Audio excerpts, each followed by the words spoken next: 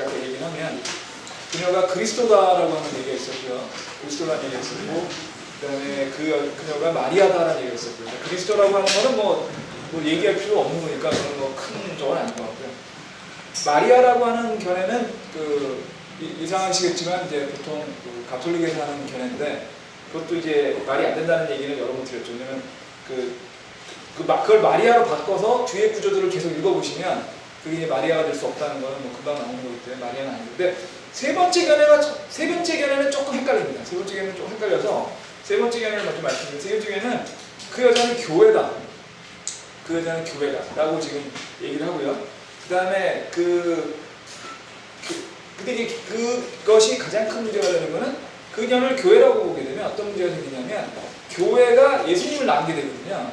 근데 교회는 예수님의 몸이라는 말은 많이 나옵니다. 성경에 예수님의 몸이라서 주님의 몸된 교회라는 표현은 굉장히 많이 나오는데 주님이 교회가 예수님을 낳았다. 이거는 한 번도 나온 적이 없고요. 그러니까 사실은 이제 그런 점에서 좀 문제가 될 수 있고 또 뭐냐면 성경에서는 교회는 여자로 부른 적이 없습니다. 성경에서는 교회를 신부라고 불린 적은 많이 있습니다. 그러니까 예수님이 신랑이고 교회는 신부라고 해요. 집합적으로 신부라고 해서 교회를 신부 또는 처녀로 불린 경우가 굉장히 많이 있는데 좀 나아가서는 신부 처녀면은 결국 아내가 되는 거죠. 그러니까 신부나 처녀나 아내로까지 불린 적은 있는데 설명되어 있는데 교회는 여자로 불린 적은 없습니다. 그래서 그런 점에서 보면 이 여자가 교회다라고 하는 것도 비슷은 한데 이것이 이 여자로 불림으로써 교회가 예수님을 낳았다. 이거는 전체적으로 어긋나고요. 그 반면에 이스라엘은 여자 또는 아내로 불린 적이 굉장히 많이 있습니다. 구약에서는 이스라엘을 계속 아내로 얘기를 합니다. 아내 또는 여자로 얘기를 합니다. 그래서 몇 가지 구조를 찾아보겠습니다. 호세아서 3장 6절. 호세아 선지자가 자기와 그 아내와의 관계를 이스라엘과 비교해요. 그 아내가 굉장히 가늠한 그런 여자였죠. 그래서 고멜이라고 하는 가늠한 여자와 결혼한 호세아 선지자가 그걸 빗대서 이스라엘 관계를 쓴 책이 이제 호세아서인데 호세아 3장 1절에 보면 그때 주께서 내게 이르시되 다른 신들을 바라보고 포도주병을 사랑하는 이스라엘 자손을 향하여 주가 베푸는 사랑에 따라 너는 또 가서 자기 친구에게 사랑하는 여인 그러나 간임한 여인을 사랑하라 하십니다. 지금 주님이 간음하는 이스라엘 자손을 마치 포도주병을 사랑하고 다른 신을 바라보는 이스라엘 자손을 마치 남편이 간음한 여인을 사랑하듯이 하겠다라는 이런 뜻이거든요. 그죠? 그러니까 여기 이스라엘 자손은 뭐하고 비교되는 거냐면 여인과 비교되는 거죠. 그래서 지금 이스라엘이 여인으로만 이게 설명이 되고 있는 거고요. 그런 반면에 교회는 처녀로 설명이 됩니다. 고린도 전서를 보시고 고린도 후서 보시겠어요. 고린도 후서 11장이죠. 고린도 후서 11장 2절 보시면요. 제가 읽겠습니다. 내가 하나님의 질투로 너희에게 대하여 질투하노니 이것은 내가 너희를 한 남편에게 종언시켜 순결한 처녀로 그리스도에게 드리고자 합니다. 그렇죠? 집합적으로 지금 교회를 처녀로 얘기하고 있는 거죠. 이해되시죠? 그러니까 조금 다릅니다. 지금 구약에서 말하는 이스라엘은 아내, 여인, 이렇게 아내나 여인으로 불리는 반면에 신약에서 말하는 교회는 처녀로 불리고 있습니다. 신부로 불리고 있고요. 그 다음에 그러다 보니까 지금 이 두 개의 구조를 보면 미묘한 차이가 있는데요. 그래서 결국은 여인이라고 불리게 됐을 때는 성경에서 이스라엘이 훨씬 이스라엘입니다. 거의 다. 그 다음에 교회는 처녀나 신부로 불리고 있습니다. 물론 처녀나 신부가 결혼하고 나면 아내가 되긴 하는데 그거는 사실은 이제 어린애 혼인잔치 이유가 되는 거니까 결혼하기 직전에 신부가 처녀로 보이는 게 교회에 대한 설명이거든요. 그래서 이거를 교회라고 보는 거는 전체적인 문맥상 맞지 않는다. 근데 또 하나 구조를 하나 볼까요? 에베소서 5장 22절 23절 보시죠. 에베소 5장 22절.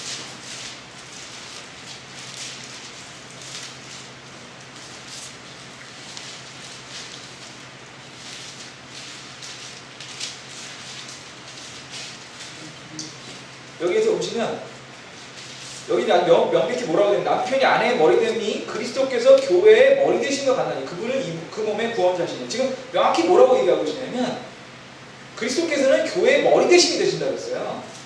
근데 이걸 갖다가 교회라고 교회가 이 여자라고 얘기하면은 눈내기 또 이상해지죠. 그래서 이런 걸 다 보였을 때 결국 이 세 번째 견해, 이 여자는 교회다, 교회가 예수님을 낳는다, 이거는 역시 논리적으로 말이 안 된다라고 생각할 수 있는데, 그러다 보니까 어떤 해석이 또 있냐면요, 좀 이런 해석이 또 있습니다. 뭐냐면 여기서 이 여자는 교회고요, 그 뒤에 이제 그 아이를 예수님으로 하니까 말이 안 되는 거는 그거는 동의하니까 어떻게 하냐면 아이를 뭘로 보냐면 이기는 자로 봅니다. 이기는 자 기억나세요? 저희가 그 계시록 처음에 할 때 이기는 자 가지고 한 몇 주 했었죠. 이기는 자는 뭐냐면 저희가 구원은 은혜로 그냥 받는 거죠. 구원은 은혜로 받는 겁니다. 그러니까 구원을 위해서는 어떠한 우리의 노력도 필요 없습니다. 하지만 구원받고 난 이후에 노력을 통해서 보다 주님의 때 가까이 갈 수는 있죠. 그렇게 되면 어떤 혜택이 있냐면은 구원받고 나서 천국에서 주님과 함께 왕국을 통치할 때 주님과 가까이, 주님 옆에서 통치하는 그런 권능을 준다 그랬죠. 그런 사람을 뭐라고 부르냐고요? 이기는 자. 그러니까 구원에는 아무런 자기의 노력이 필요 없는데 이기는 자는 구원 이후에 노력이 필요한 거다 말씀드렸죠. 그래서 이기는 자가 되면, 그렇게 되면 그거는 주님이 더 우리가 그리스도의 심판당할 때 상을 받을 수 있을 것이고, 그 상이라고 하는 건 결국 주님과 함께 더 가까이 통치할 수 있는. 그래서 이기는 자는 뭐 쉽게 얘기 드리면 그리스도인 중에서도 좀 더 성숙한 그리스도인, 좀 더 주님의 사역을 노력한 그리스도인, 주님과 함께 더 통치하기 위한 준비가 되어 있는 그리스도인이라고 말씀드렸잖아요. 그래서 성숙한 그리스도인이 되려면 노력해야 되겠죠, 당연히. 그런데 그러다 보니까 이걸 뭐라고 얘기하면 그 여자는 교회고 그 아이는 그런 성숙한 그리스도인이다. 그러니까 이 여자가, 교회가 그런 어려움과 고통을 겪어서 그런 성숙한 그리스도인인 이기는 자를 만들어내고, 그 이기는 자가 결국 어떻게 되느냐? 주님과 함께 통치할 거다. 그러니까 뒤에 철장으로 통치한다 이런 얘기를 설명하려다 보니까 그렇게 얘기를 하는 거죠. 상당히 그럴듯한 얘기죠. 그죠? 그리고 또 왜 제가 이 세 번째 견해를 얘기 많이 드냐면, 이 세 번째 견해가 상당수의, 다는 아닙니다만 상당수의 그 개신교 교회들, 그러니까 뭐 감리교라든지 아니면 뭐 장로교에서 설명하는 방식이 이런 방식이거든요. 교회고 그다음에 그래서 그런 그 개신교회들에서 보통 그 개신교에서 하는 그런 신학을 리폼 시어로지라고 해가지고 개혁 신학이라고 마치 부르는데, 그쪽 분들이 많이 이렇게 얘기를 하셔서 그래서 이게 자주 듣거든요, 그런 얘기를. 그래서 말씀드리는 거예요. 그래서 이게 사내 아이가 이기는 자이기 때문에 그런 교회를 통해서, 교회가 고통을 통해서 이기는 자가 되는 것을 12장 1절에서 얘기하는 것이다 라고 얘기를 하는데요. 이거는 이제 이것도 문제가 됩니다. 왜 문제가 되냐면 제일 중요한 거는요, 지금 이 구절이 우리가 계시록을 얘기할 때 우리가 항상 마음에 넣어야 되는 건 뭐냐면, 계시록에서 환란기가 들어가는 순간 교회 시대는 끝났다는 겁니다. 교회 시대는 아니에요. 이미 교회는 휴거됐죠.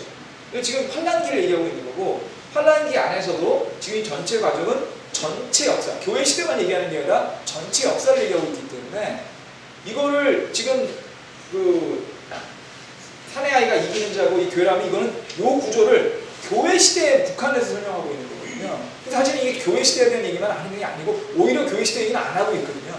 그러다 보니까 사내 아이가 이기는 자고 그녀가 교회라고 하는 거는 좋은 적용이 될 수 있을 겁니다. 해석과 적용은 다르다고 말씀드렸죠. 성경의 해석 하나밖에 없습니다. 성경의 뜻은 하나밖에 없는데 그거를 자기의 역할, 자기의 상황에 맞춰서 적용해서 사용할 수 있거든요. 그래서 좋은 적용이 될 수는 있지만 해석으로서는 이거는 그 이스라엘, 그러니까 이 그녀가 교회고 아이가 이기는 자라고 하는 거는 무리가 있는 해석이다. 전체 문맥이라든지 전체 맥락에서 말이 되지 않는다. 적용이 될 수 있겠지만 해석은 아닙니다. 그 말씀입니다. 그러면 결과적으로 가장 이 정확한 거, 그럼 이 그녀가 누구냐에 대한 가장 정확한 해석은 아까 잠깐 얘기 드렸지만 이 그녀는 성경에서 여자 또는 아내로 나오는 거의 대부분의 그 것들은 이스라엘입니다. 그렇기 때문에 지금 이 그녀는 여자 또는 아내로 해석을 해서 이스라엘이라고 보는 게 맞고요. 그리고 아이는 뭐 12장 3절에 나오는 거 보면 아이는 이거는 사실은 명백히 주님을 얘기하고 있거든요. 철장으로 통치할 자. 뭐 이기는 자를 그거에 연결시키려고 하더라도 결국 철장으로 통치하는 주님 옆에서 통치한다는 뜻이지, 결국 철장으로 통치한다는 것은 이기는 그 자라기보다는 주님을 봐야 되기 때문에 아이는 주님이고 그녀는 이스라엘이다. 그래서 이 구조는 뭐에 대한 얘기냐면 역사적으로 봤을 때 주님은 유대인의 피를 타고 태어나셨다는 얘기를 하는 겁니다. 주님이 이 땅에 오실 때, 물론 주님은 주님이시지만 예수님이 이 땅에 오실 때는 성육신 하셨을 때는 유대인의 피, 유대인의 혈통을 가지고 태어나셨다는 얘기를 10장에 하고 있는 거죠. 그래서 주님은 유대인의, 그러니까 이스라엘의 혈통을 가지고 이스라엘의 여러 고통 이후에 주님이 나오시게 이 땅에 성육신 하셨다는 얘기가 10장 2절이고요. 그럼 다시 한번 구약에서 이스라엘이 여호와 하나님 아내로 얘기된 것들에 얘기를 좀 설명드리겠습니다. 그 구절은 너무나 많아가지고 뭐 전부 다 찾아볼 수는 없을 것 같고요. 몇 가지 중요한 구절만 드리겠습니다. 이사야서 54장 3절 적어주시겠습니다. 이사야서 54장 3절. 54장 4절부터 읽을게요. 54장 4절. 이사야서입니다.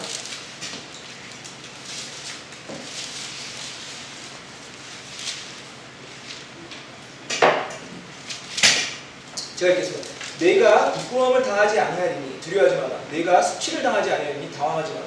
내가 젊은 시절의 수치를 잊겠고 과부 때의 치욕을 다시는 기억하지 아니하리라. 54장 5절입니다.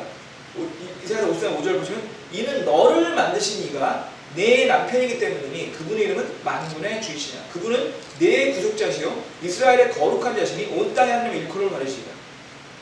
이는 주께서 너를 부르시되 마치 버림받아 영이 괴로운 여인 곧 젊어서 거절당한 아내를 부른 것 같이 하셨습니다. 내 하나님께서 말씀하시니라. 지금 여기서 너가 누구냐는 건 명확하죠. 너는 지금 이스라엘입니다.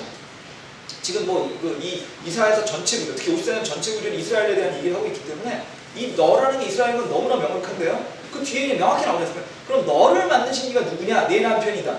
이스라엘 남편이 누구냐고요? 그분의 이름은 만군의 주시입니다. 그러니까 지금 이스라엘이 하나님의 아내이시자 창조주라는 얘기가 지금 명확히 나와 있는 얘기고요. 그 다음에 또 에레미야를 잠깐 보시겠습니다. 에레미야기 3장입니다. 에레미야기 3장 6절 보시겠습니다.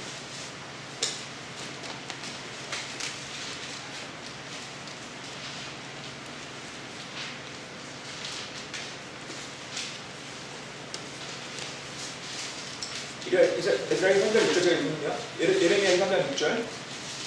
요시야 양 시대에 주께서 또 내게 이르시되 타락한 이스라엘이 행한 것을 내가 보았느냐. 이스라엘이 모든 높은 산에 오르며 모든 푸른 나무 아래로 가서 거기서 창녀짓을 행하였도다. 돌아오지 아니하고 이스라엘이 이 모든 행하니 내가 말하기를 넌 내게 돌아오라 하였으나 이스라엘은 내게 돌아오지 아니하였고 이스라엘의 반역한 자매 유다는 이것을 보았느냐. 타락한 이스라엘이 이 모든 이유로 간음을 행하였으므로 내가 그녀를 버리고 그녀에게 이혼 증서를 주었을 때 이스라엘의 반역한 자매 유다가 이를 두려워하지 아니하고 오히려 자기도 가서 창녀하는 것을 내가 보았노라. 이스라엘이 자기의 행음을 가볍게 여겼으므로 돌과 나무줄기와 간음하여 이 땅을 더럽혔거늘 이 모든 일에도 불구하고 이스라엘의 반역한 자매 유다가 마음을 다하여 내게로 돌아오지 아니하고 단지 거짓으로 돌아오느니라 주가 말하라. 지금 에레미야기 3장 6절 요시야 왕 시대 얘기하고 있거든요. 요시야 왕 시대. 요시야 왕 시대라는 거는 이 왕국이 두 개로 나뉘어졌던 시대죠. 그죠? 통일 왕국이 끊어지고 이스라엘과 유대 왕국으로 두 개의 왕국으로 이스라엘이 분열된 그때 시대인데요. 그 분열된 시대라는 게 아주 명확히 나옵니다. 보시면 3장 7절에 보시면 뒷부분에 이스라엘은 내게 돌아오지 아니하였고 이스라엘의 반역한 자매 유다는 그걸 보았습니다. 지금 나라가 두 개가 있다는 거 아닙니까? 이스라엘이 있고 유다가 있어요. 반역한 자매니까 이 두 왕국이 분열됐다는 걸 얘기하고 있고요. 그런데 거기 보시면 그 윗절에 3절 6절에 보시면 이스라엘이 모든 산에 오르며 모든 푸른 나무를 가서 거기서 창녀짓을 행하였도다 이렇게 되어 있습니다. 창녀짓이라는 게 여기서 뭐냐면 우상 숭배를 한 걸 얘기합니다. 그래서 우상 숭배를 함으로써 3장 8절에 타락한 이스라엘인이 이 모든 이유로 간음을 행하였으므로 내가 그녀를 버리고 그녀에게 이혼 증서를 줍니다. 이게 무슨 얘기냐면 이스라엘이 주님을 버리고 주님이 이스라엘의 유일한 남편인데 주님을 버리고 행음을 했다, 간음을 했다. 이건 뭐냐면 다른 신을 섬겼다는 거죠. 뭐 구체적으로 얘기하면 바알 신을 섬긴 거죠. 그 바알 신을 우상 숭배를 섬기다 보니까 타락을 하게 됐고 간음을 하게 됐습니다. 그래서 주님이 어떻게 얘기하신 거냐면 이혼하겠다는 겁니다. 지금 이스라엘과 이혼하겠다는 얘기였습니다. 이혼하겠다는 얘기는 이스라엘을 정죄하시겠다는 얘기와 같은 얘기죠. 지금 그 얘기라고 합니다. 여기서 우리가 명확하게 뭐가 되냐면 이스라엘은 주님의 아내고 주님의 안에서 주님만 바라보고 살아야 되는데 간음을 하고 있기 때문에 죄를 받는다. 이 얘기를 하고 있는 겁니다. 근데 여기서 창녀짓을 잠깐 보면 이게 이제 우상숭배 바알이라고 얘기하고요. 성경에서요 우상숭배라고 하는 거는 우상 숭배라고 하는 거는 여러분이 생각하시는 그런 뭐 그냥 저기 돌이나 이런 데 절하는 걸 얘기하는 게 아닙니다. 물론 그것도 포함이 되죠. 하지만 그거 외에 우상 숭배라는 건 간단히 얘기하면 주님 외의 거를 주님보다 위에 놓는 걸 얘기하는 거예요. 어떤 것이든 간에 그게 주님보다 더 중요하게 여기는 게 우상 숭배입니다. 그렇게 생각하면 여러분이 우상 숭배라는 것이 굉장히 무서운 거라고 생각할 수 있어요. 여러분들이 정말 뭐 저를 포함해서 여러분 특히 여기 자매님들 많이 계시지만 과연 여러분의 인생에서 가장 중요한 게 오직 주님이시고 모든 것 주님 미치냐? 그거에 대해서 확실하게 그렇다고 얘기할 수 있는 사람이 그렇게 많을까? 그러니까 이런 얘기를 많이 하시잖아요. 그러니까 우리가 건강을 주의해야 되는 이유가 우리 몸이 주님의 성전이기 때문에 우리 몸을 더럽히면 안 되지 않습니까? 그러다 보니까 담배를 피운다든지 술을 먹는다든지 아니면 뭐 마약을 한다든지 이런 식으로 해서 몸을 나쁘게 하는 뭐 폭식을 한다든지 이게 몸에 안 좋은 거니까 그럼 주님의 성전을 더럽히는 거니까 하지 말자라고 얘기를 하는데 그게 주님의 성전을 더럽히기 위해서 주님의 영광을 위해서 몸을 하는 사람도 있겠지만 제가 보기엔 그보다 훨씬 많은 사람이 그게 자기한테 좋으니까 하는 거 아닙니까? 자기 건강에도 위인 거죠. 교회 열심히 옵니다. 정말 열심히 오는데 이상하게 수능 때가 더 열심히 와요. 그렇지 않습니까? 수능 때 많이 오신대요. 수능 때 저희 동네에도 큰 교회가 있거든요. 몇 개 있거든요. 저희 큰 동네 아닌데도 저희 교회도 큰 교회가 많이 있습니다. 유명한 교회도 있죠. 온누리 교회도 있고. 그런데 가면은 수능 준비 100일 기도 이런 거 붙어 있습니다. 차 지나가다 보면 수능 대비 뭐 100일 기도 아니 뭐 100일 기도까지는 아니라도 뭐 예를 들면 뭐 뭐라 그러죠? 저기 새벽 기도 그건 하지 않습니다. 그렇죠? 우리나라 사람들의 상당수는 자신이 더 나아가는 자식의 교육이 우선입니다. 자식 교육보다 하나님을 더 위에 있는 사람 별로 많지 않다고 저는 생각합니다. 뭐 저도 뭐 예외냐 이렇게 할 말은 없지만 별로 그런 얘기가 없죠. 사실 그런 게 사실이거든요. 그러니까 여러분들이 주님보다 뭐를 더 위에 올려놓는 게 우선이라고 생각하면 굉장히 여러분들이 마음이 찔리시는 게 많으셔야 돼요. 왜냐면 안 그렇거든요. 아니 그리고 사실 자식 외에 또 남편 아니면 아내의 건강 이게 하나님보다 위에 있는 경우가 많이 있지 않습니까? 여러분들 기도 제목 생각해보면 기도 제목 중에 한 80%는 구원 아니면 건강이잖아요. 그것도 저것도 아니면 돈 많이 벌게 해달라는 얘기고 그것도 아니면 승진이고요. 그렇지 않습니까? 그런 것이 주님은 위에 있는 경우는 다 우상이에요. 근데 왜 우상숭배가 이렇게 저기 많이 했냐는 생각을 해보면 가나안 땅에 들어갔지 않습니까? 이스라엘 백성이 가나안 땅에 들어갈 때까지는 광야에 있었어요. 광야에 있을 때는 주님하고 잘 지냈습니다. 완전히 잘 지낸 건 아니지만 그래도 잘 지냈어요. 가나안 땅에 들어가고 나니까 바알신이 막 섬기기 시작했지 않습니까? 왜 그럴까 생각이 안 해보셨어요? 아니 그 어려울 때는 잘 지키더니 정작 주님이 다 가나안 땅을 다 주시고 가나안 땅 주셔가지고 가나안 땅에 다 정복을 했는데 왜 바알신을 섬겼을까? 저는 굉장히 궁금했어요. 그래서 그거 관련된 자료들을 읽어봤더니 이런 얘기들을 하시는 학자들이 있더라고요. 유목사였던 겁니다. 그 이스라엘 백성은 유목사였어요. 양 치우고 이거밖에 없었어요. 광야에서 그거밖에 할 게 없으니까. 근데 가나안 들어갔더니 유목도 하고 농사도 짓게 된 거예요.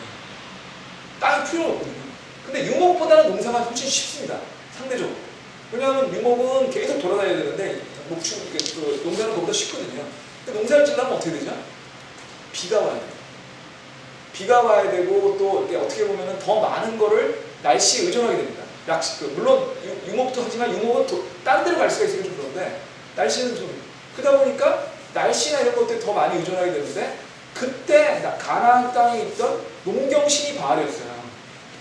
그러니까 비 많이 오달라고 기도하는 겁니다. 농사 많이 짓게 해달라고. 근데 그때까지는 농사를 많이 안 지었으니까 그런 것도 했는데 농사를 짓기 시작했거든요. 그건 또 문제죠. 왜냐하면 가나안에 있는 모든 족속을 다 멸망을 시키라고 주인이 그랬으니까 다 멸망을 시켰으면 이럴 일이 없는데 멸망 안 시켰잖아요. 우리 여호수아기 배우면서 공부했지 않습니까? 멸망시키면 멸망 안 시켰거든요. 가나안 백성이 같이 사는 거예요. 그런데 그 사람들이 농사를 짓는데 잘 먹고 잘 살거든요. 근데 그 사람들이 뭐 하나 봤더니 바알신한테 해가지고 필요 없네. 그래서 바알신 성기시가 합니다. 역사적으로 보면. 그러니까 주님이 그 이스라엘 백성을 그 어려운 데서 이집트로부터 해서 그 광야 40년 동안 먹게 살렸으면서 그거 다 잊어버리고 이제 먹고 살만 하니까 이제 여기서 살다 보면 저걸 해야 되네 해가지고 바알신을 숨기기 시작했고 주님의 입장에서 보면은 주님의 그 아내였던 이스라엘 백성들이 조금 더 편해지고 살만하니까 다른 걸 생각하게 되는 거죠. 주님 위에 다른 거 올리시키는, 아니면 주님과 비슷한 위에 또 올리는. 그래서 지금 그거에 대해서 주님께서 예레미야에게서 뭐라고 얘기하시냐면, 나는 그거에 대해서 이혼 중도 치겠다. 너 나 아내였는데 너가 간음을 했기 때문에 이혼 줄 수밖에 없다. 이렇게 얘기해주는 거예요. 무서운 얘기하고 있어요. 근데 이거하고 연결돼가지고 저희같이 이제 동양 사회에 있는 사람들은 더 또 조심해야 되는 게 뭐냐면, 저희는 유교 문화권에서 자랐지 않습니까? 저희들은 이제 물론 여러분들이 이제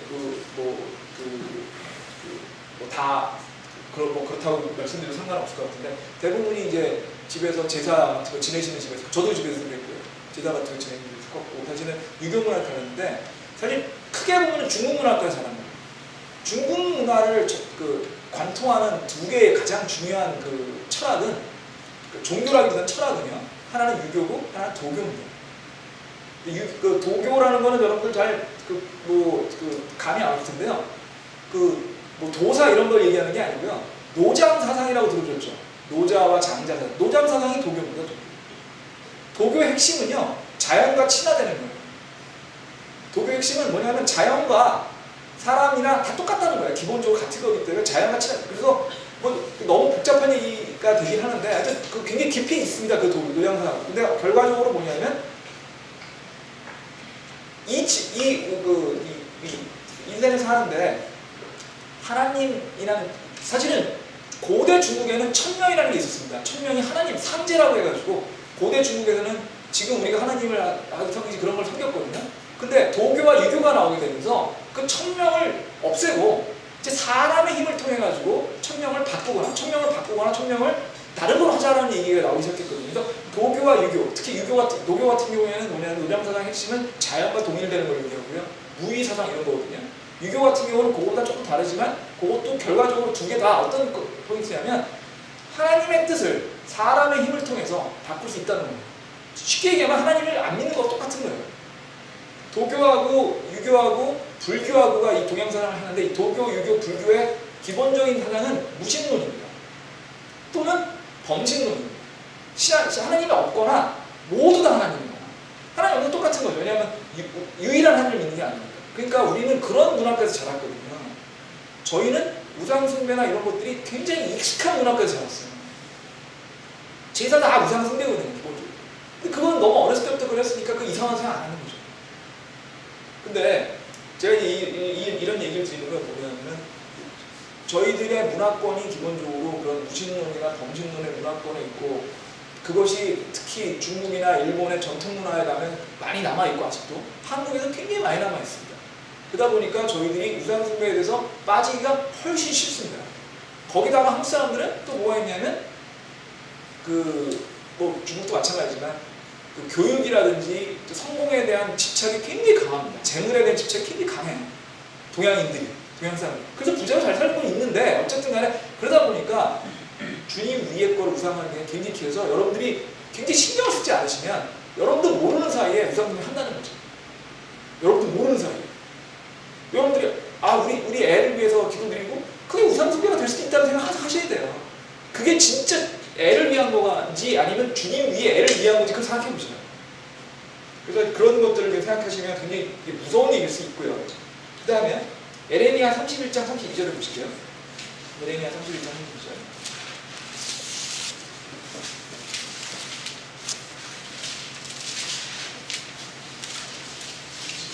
31장 30절입니다.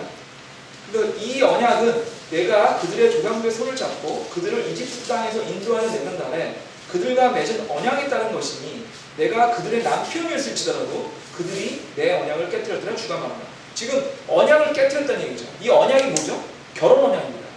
결혼 서약입니다. 결혼 서약. 이 결혼 서약은 언제 있었냐면, 이집트 땅에서 나와서 시내상에서 십계명을 받으면서 주님과 결혼한 거죠. 이스라엘 백성은 아내가 된 거고, 주님이 남편이 된 겁니다. 이게 명확하게 얘기합니다. 그래서 언약을 했기 때문에 그 언약을 통해서 이스라엘 백성과 주님은 계약 관계로 유지가 된 거죠. 결혼을 해요. 근데 사실은 모든 결혼이 결국 계약 관계입니다. 여러분들 남편하고 아내는 총수가 없습니다. 좋은 뜻이고 나쁜 뜻을 하죠. 촌수가 없다는 얘기는 계약이 끊어지면 남남입니다. 자식은 그렇지 않죠. 자식은 계약 관계가 끊어져서 끊을 수 있는 게 아니죠. 피로 맺어져 있으니까. 부인은 그 배우자는 안 그렇거든요. 계약 관계예요. 그래서 지금 그의 계약을 얘기하는 겁니다. 그래서 시내산의 언약에 있어서 이것들이 어떻게 되냐면 시내산에서 결혼 언약을 해서 이스라엘 백성이 주님의 아내가 됐습니다. 그 다음에 신명기 30장에 보시면 계속 뭐가 나오냐면 언약을 지키라 나오죠. 아내가 됐기 때문에 아내로서 남편이 언약을 지키라 나오고 언약을 지키고 순종하면 복을 주시는 거죠. 근데 그건 안 끝납니다. 언약을 지키고 순종하면 복을 주시지만 순종하지 않으면 재앙을 내리겠다고 얘기하는 게 신명기 3장 전체 다예요. 신명기 전체라고 볼 수도 있고 그 중에서 특히 신명기 3장 그게 다 얘기입니다. 그 다음에 그리고 난 다음에 수많은 선지자를 보내죠. 이사야, 예레미야, 에스겔, 다니엘 이런 선지자를 보내면 뭐라고 그러죠? 너네 언약을 안 지키고 있어 지금. 언약을 깼어.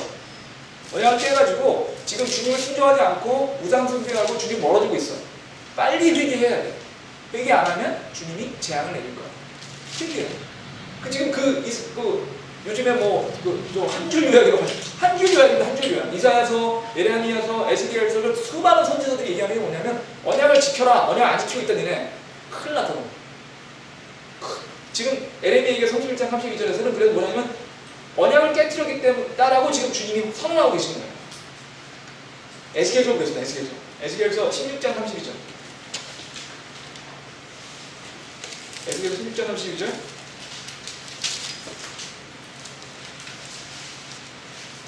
오히려 자기 남편 대신 자기 다른 남자를 취하여 간음을 통한 아내가 같다. 누가요? 이스라엘이. 그죠?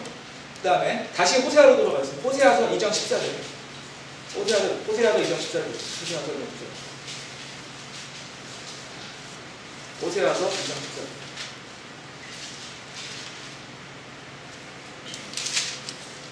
그러므로 보라 내가 그녀를 끌어당겨 광야로 데려가서 그녀에게 위로한 말로 이루고 그때 비로소 그녀의 포도물을 그녀에게 주며 악을 골짜기에 소망으로 주니니 그녀가 가서 거기 노래하기를 어렸을 때 이집트 놀라운 땅에서 하던 것과 같이 하자. 요거는 조금 맥락이 다르죠. 지금까지는 계속 방금 전까지 읽었던 에레미야서, 이사야서, 그다음에 에스겔서에서는 남편이니까 너네 그 남편인데 너네 언약 깨고 남편을 배신했기 때문에 너네 죄를 가서 증거를 낼 거야라는 얘기인데 호세아서의 이 부분은 조금 다릅니다. 이거는 이제 아내라서 다시 회복시켜주겠다는 얘기죠. 그 얘기는 제가 왜 이렇게 나오는지는 뒤에 얘기 드리고요. 어쨌든 이 호세아서에서 명확한 건 뭐죠? 아내라는 얘기죠. 지금 이사야서, 에레미야서, 에스겔서, 호세아서 전체에서 나오는 거에 핵심적인 주제들은 조금 다릅니다. 근데 그거는 기본적으로 같은 내용인데 맥락을 제가 나중에 설명드리고요. 하지만 관계는 똑같아요. 관계는 무슨 관계죠? 주님과 이스라엘 백성은 남편과 아내의 관계라는 거죠. 그래서 이런 점에서 아내라는 게 명확하기 때문에 아내가 명확하고 그 아내라는 게 명확하다고 보면 그럼 이제 설명을 다시 12장 2절 보시면 그녀는 아내예요. 그죠? 그녀 아내입니다. 아내는 누구죠? 주님의 아내입니다. 이스라엘. 그러면 이스라엘이 주님의 아내인 이스라엘이 낳는 게 주님의 아들인 예수 그리스도가 되는 게 가장 문맥상 쉬운 해석이 되는 거죠. 그죠? 그러니까 그렇게 이해하시면 결국 12장 2절은 이스라엘이 예수 그리스도를 낳았다 이렇게 생각하시면 되겠습니다. 근데 다시 한번 그러면 그 아이가 예수 그리스도냐? 지난 시간에 했지만 다시 한번 얘기 드리면 아이에 대한 얘기가요 어디 나오냐면 12장 5절에 나오죠. 12장 5절 계시록입니다. 계시록 12장 5절에 보시면 여자가 사내 아이를 낳으니 이 아이는 철장으로 모든 민족을 다스릴 자더라. 그녀 아이가 채에 올라가 하느님께 이르고 그분의 왕자에 이르더라. 철장으로 다스린다는 얘기가 찾지 마시고요. 적어놓은 것이죠. 지난 시간에 얘기를 시편 2장 9절이 주님에 대한 얘기인데 주님의 얘기 거기 이렇게 나오거든요. 내가 그들을 철장으로 부수고 토기장의 그릇으로 산산주가 부수리라. 그 2장 9절에 나온 그 분이 주님이시고 그게 12장 5절의 내용과 같지 않습니까? 그러다 보니까 아이는 예수님이라고 설명할 수밖에 없고 그게 가장 명확한 설명입니다. 그러다 보니까 지금 전체 맥락이 이스라엘이 예수님을 낳고 예수님이 철장으로 다스려 오신다. 그 얘기는 뭐냐면 예수님은 결국 유대인의 혈통을 갖고 나오신다. 이 얘기를 하는 거죠. 자, 그 다음에 또 하나 그러면 여기에 대해서 하나 또 우리가 이게 이스라엘이라는 거에 대한 증거 규정을 찾아보겠습니다. 여기 보시면요.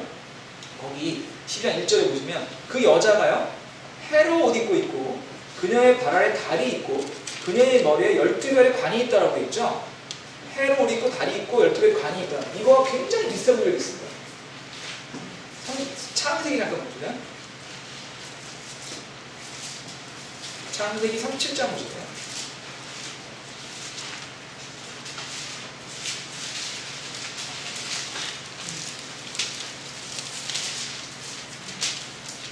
창세기 37장은요, 뭐냐면은 요셉이 꿈을 꾼 겁니다. 요셉이 꿈을 꿔가지고 요셉 꿈 꾼 거를 형제들한테 얘기하는 대목이죠.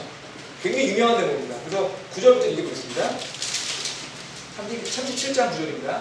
요셉이 또 다른 꿈을 꾸고 그 꿈을 자기 형들에게 고하여 이르되 보소서 내가 꿈을 꾼 줄 보소서 해와 달과 열한 별이 내게 경의를 표하나이다 하니라.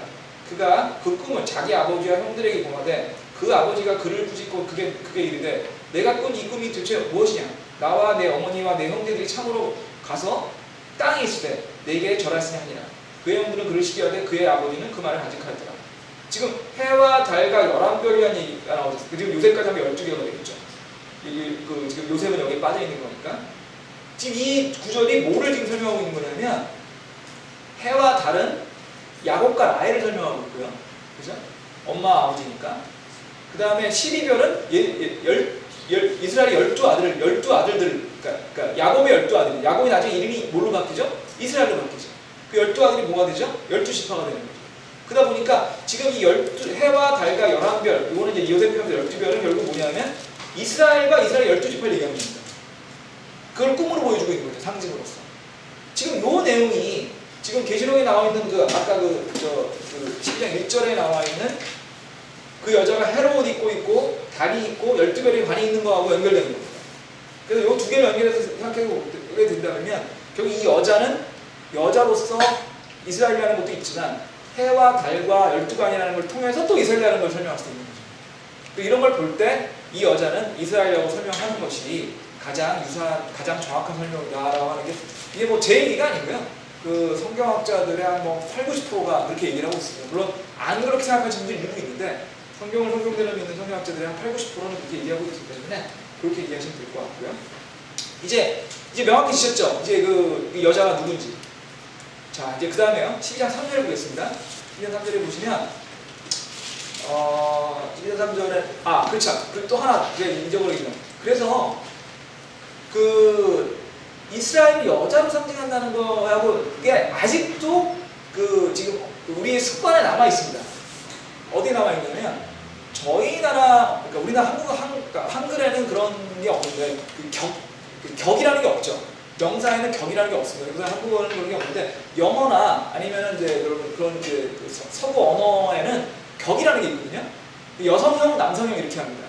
근데 우리가 보기에 그게 성이 없는 건데도 불구하고 여성, 남성을 하는 경우가 있어요. 대표적인 경우 중에 하나가 바로 이 경우인데 영어에서 설명을 하면요.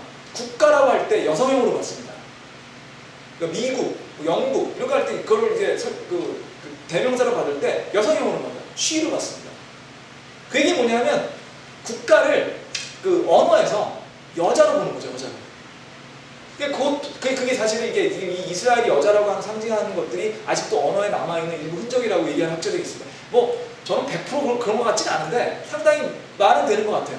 그래서 그냥 참고로 여러분이 말씀드린 게 지금도 영어나 아니면 많은 서구 언어에서 국가를 받을 때, 나라를 받을 때 여성형으로 쓴다는 것도 요거 염두에 두시면 될 것 같고요. 자, 이제 12장 3절 들어가겠습니다. 12장 3절. 하늘에 또 다른 이적이 나타나지. 보라, 7머리와 10뿔을 가진 큰 붉은 용이 있는데 그의 머리 중에 7개의 관이 있으며 그의 꼬리가 하늘의 별들 중 3분의 1을 끌어다가 땅에 내던진다. 용이 막 해산하고 하는 그 여자 앞에 서서 여자의 아이가 태어나면 곧 삼키고자 하더라.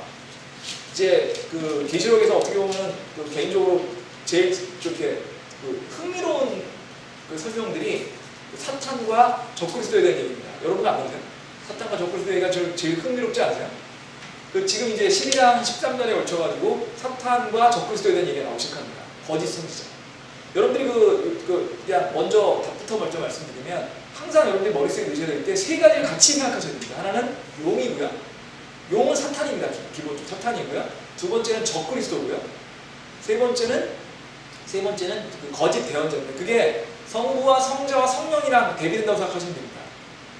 사탄은 성부가 대비되는 거고 적그리스도는 성자에 대비되는 거고 거짓 대언자는 성령과 대비되는 거예요. 그래서 보통 사탄의 삼위일체라고 할 때 그 사탄과 거짓 대언자와 적그리스도를 같이 얘기를 하거든요. 그러니까 그게 거의 마치 우리가 성부와 성자, 성령을 섞어서 얘기하는 경우가 있듯이 그렇게 섞어서 설명되는 경우가 있어요. 그러니까 물론 조금씩 다른데요. 그것이 기본적으로 같은 맥락에서 움직이니까 그거 염두에 두시고 이해하시고요. 여기서 보시면 그 일곱 머리가 10뿔을 가진 붉은 용이 있는데 그 머리에 7개의 관이 있더라. 이게 도대체 뭘까?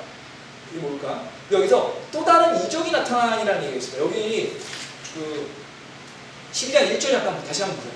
12장 1절 보시면 하늘에 큰 이적이 나타나니 돼 있죠. 그죠? 그 다음에 12장 3절에 또 다른 이적이 나타나니. 지금 그 저희가 성경을 읽을 때 기본적으로 물리적으로 읽어야 되지만 성경도 상징으로 설명하는 경우들이 있다고 말씀드렸잖아요. 마치 나는 문이다 뭐 얘기하듯이. 그래서 지금 여기서 이적이라고 얘기하는 거에서 10장 1절과 12장 3절은 뭘 얘기하고 있냐면 상징으로서 얘기를 하겠다는 말씀을 하고 있습니다. 그러니까 이적 자체가 뭔가 상징을 보여주겠다. 이적이라는 게 그거거든요. 다른 걸 얘기하는 거예요. 이게 원더라고 얘기됐죠. 원더. 특이한 거. 기적 이런 거니까. 그리고 사인이라고 해요. 이 이적이라는 말에 원래 그리스어 원어는 기적이라는 뜻도 있지만 사인이라는 뜻도 있습니다. 뭔가를 보여주는 사인이라는 것도 있거든요. 그러니까 뭔가를 보여주겠다는 거예요. 특이한 걸 통해서. 기적적인 걸 통해서 뭔가를 보여주시겠다고 얘기하는 거니까 이거는 뭘로 생각하셔야 되냐면 상징을 얘기하고 계세요. 주님께서 상징으로 얘기해 주시겠다라고 얘기하셨고요. 그러니까 이제 7머리와 10뿔을 가진 큰 붉은 용이 상징이에요. 상징입니다. 이 상징이고 그 7개의 관이 있으면 이렇게 되어 있는데 이 용은 지금 사탄을 상징하는 겁니다. 상당한 이걸 아시려면 12장 9절 잠깐 보죠. 12장 9절.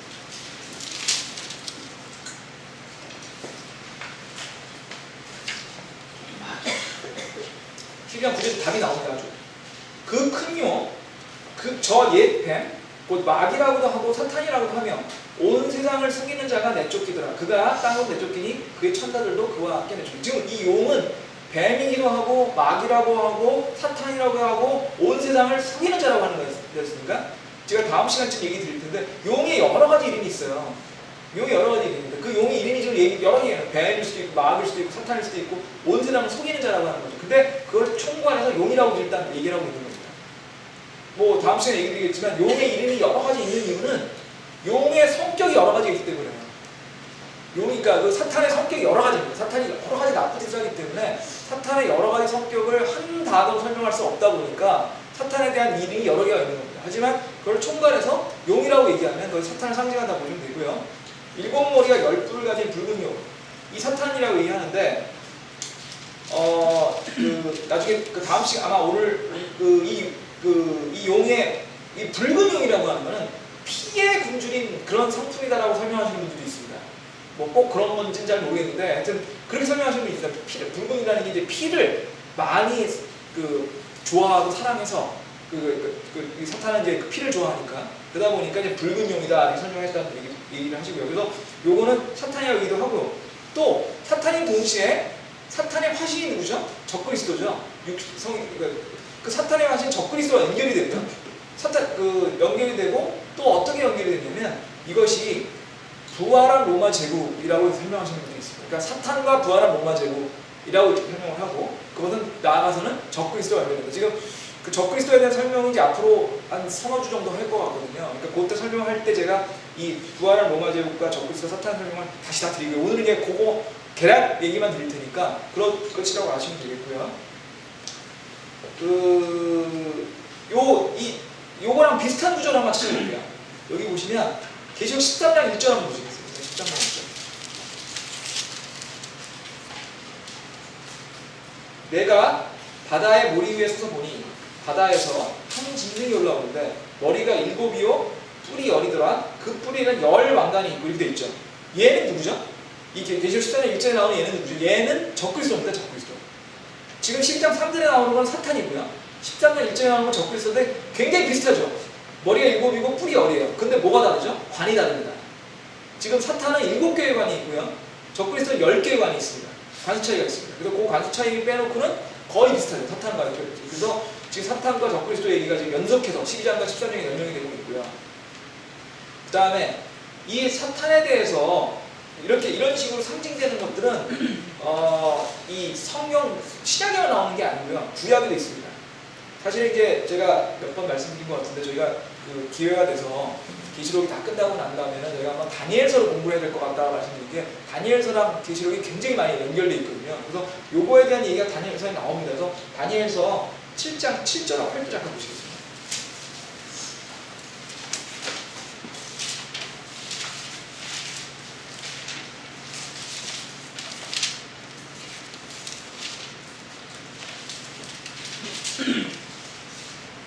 이 일 후에 내가 밤의 환상들 속에서 보는데, 보라, 넷째 짐승은 두렵고 무서우며 힘이 강하고 저 큰 수익발을 가지고 있어 삼키며 산산조각 내고 그 나머지를 자기 발로 짓밟았더라. 그 짐승은 그전에 가진 모든 짐승과 다르고 또 10뿔을 가졌더라. 또 내가 그 뿔들을 깊이 살펴보는데, 보라, 다른 작은 뿔들이 그 한가운데 나오더니 처음에 뿔들 가운데 셋이 앞에 뿌리채 뽑히더라. 또 보라, 이 뿔들은 사람의 눈 같은 것들이 있고 또 큰 일을 한 입이 있더라. 그 다음에 그 24절 보시겠어요. 7장 2절. 또 이 왕국에서 나온 10뿔은 앞으로 일어난 10왕이요 그들 뒤에 다른 왕이 일어나니 이는 먼저 있던 자들과 다르고 곧 새 왕을 정복한다. 지금 아까 제가 부활한 로마 제국이라고 얘기 드렸잖아요. 근데 그 부활한 로마 제국이 어떻게 그 사탄과 연결된다고 얘기 드린 게, 지금 이 다니엘서 7장 24절에 구절되고 있습니다. 뭐 자세한 설명을 오늘 다 드릴 수는 없을 것 같고요. 그냥 대략적인 설명만 드리면, 지금 그 월루드 같은 분, 월루드가 유명한 그 신학자신데요. 월루드는 어떻게 얘기하면 이 7머리의 10뿔이 10개의 나라로 이루어진 그 부활된 로마 제국이라고 설명하고 계시고요. 그 중에서 지금 이 다니엘서 24절에 보시면 그 10개의 나라 중에서 3개의 나라가 멸망하게 됩니다. 그래서 남는 나라는 7개 나라만 남게 돼요. 그러니까 10개 나라에서 연결되어 있는 부활한 로마 제국이 있는데, 그 중에 3나라가 적그리스도에 의해서 멸망을 해서 결과적으로 적그리스도가 남는 그 나라는 7개 나라만 남는다라고 설명을 하고 계세요. 근데 보통 이 부활한 로마 제국에 대해서 많이들 얘기하시는 분들이 이걸 뭐로 얘기하냐면 이유를 얘기합니다. 이유. 지금 이제 유럽 연합이 있지 않습니까? 유럽 연합이 로마 제국이 있던 그 땅에 있죠. 그리고 거기에 이제 지금은 이유가 많이 늘어나가지고 오히려 더 10개가 넘는데, 근데 이 부활한 로마 제국이 이유라고 설명하시는 분들 많이 있어요. 솔직히 저는 잘 모르겠습니다. 저는 뭐 그 이유인지 아닌지 저는 솔직히 잘 모르겠는데, 그렇게 설명하시는 분들이 있고요. 상당히 비슷한 말이 되긴 합니다. 근데 어쨌든 그 부활한 로마 제국이 이유인지 아닌지까지는 명확하진 않지만, 확실한 거는 사탄과 부활한 로마 제국이 연결돼 있어서 결국 사탄이 적그리스도 오는 때 그런 부활한 로마 제국이 이 지구상을 통치하게 될 거라는 얘기는 맞는 것 같습니다. 그래서 그렇게 이해하시면 될 것 같고요. 그래서 결국 그 얘기는 뭐냐, 환란기가 되면 적그리스도가 이 세상을 통치하는 통치가 올 거라는 얘기입니다. 환란기가 오면 그 세상을 통치하는 통치가 오고, 그 통치하는 통치자는 결국 부활한 로마 제국 같은 그 전 세상을 하나의 정부로 만드는 그런 통치한 나라가 올 것이다. 다행히 아직은 그렇게 안 왔는데 환란기가 되면 그렇게 될 거라는 거죠. 그렇게 됐고요. 그 다음에 이제 12장 4절에 보면은 12장 4절도 굉장히 긴 얘기거든요. 그래서 뭐냐면 용이 용의 꼬리가 하늘의 별의 3분의 1을 땅에 내던지다가 용에 대해서 설명하고 있는 얘기인데요. 요거부터는 다음 시간에 설명드리도록 하겠습니다. 그러면 또 기도하고 마치도록 하겠습니다. 하나님 계신 우리